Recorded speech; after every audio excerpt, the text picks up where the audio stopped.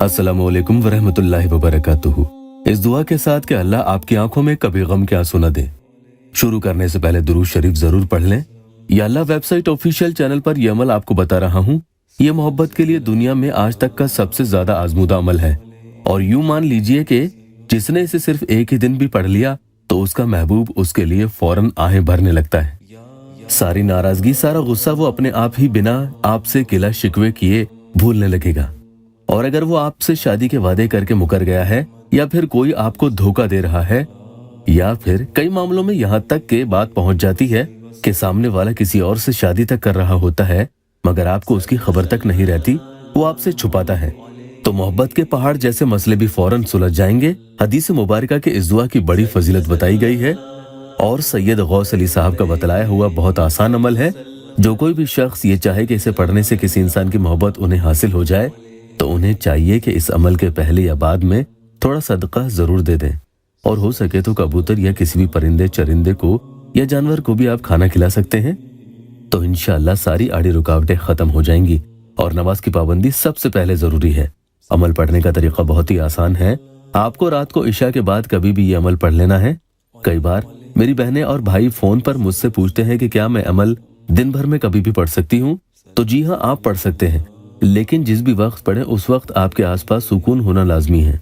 छोटी छोटी बातों का ख्याल रखेंगे तो अमल से बहुत ज्यादा फायदा जल्द भी मिलता है। चैनल को सब्सक्राइब जरूर कर लीजिएगा।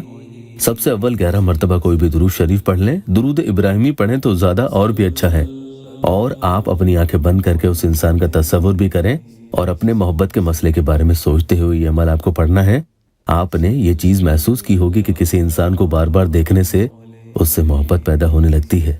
और इस अमल में जब आप अपनी आंखें बंद करके उसका तस्वुर करते हैं और ये पढ़ते हैं, तो इंशाअल्लाह उसमें भी वही शदीद मोहब्बत पैदा होने लगती है।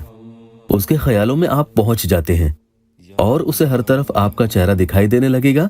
रात हो या दिन, सिर्फ आप ही के ख्याल उसे आने लगेंगे और उसके दिलो दिमाग में आपके बारे में ख्यालात कौंधने लगेंगे, जिसकी वजह से उस इंसान में बेचैनी और बेकरारी पैदा होती है, जो उसके लिए बर्दाश्त से बाहर होते ही वो आपके लिए तड़पने लगता है। इस आयत के जरिए अंधेरों में भी हजरत यूनुस अलैहिस्सलाम को अल्लाह की मदद मिली थी।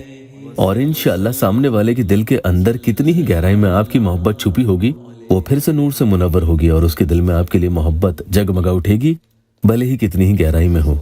और वो फिर से पहले से भी ज्यादा शदीद आपसे मोहब्बत करने लगेगा।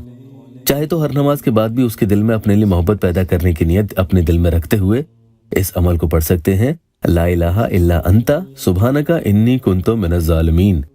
ये आयत करीमा 51 यानी 51 मरतबा आपको पढ़ लेना है।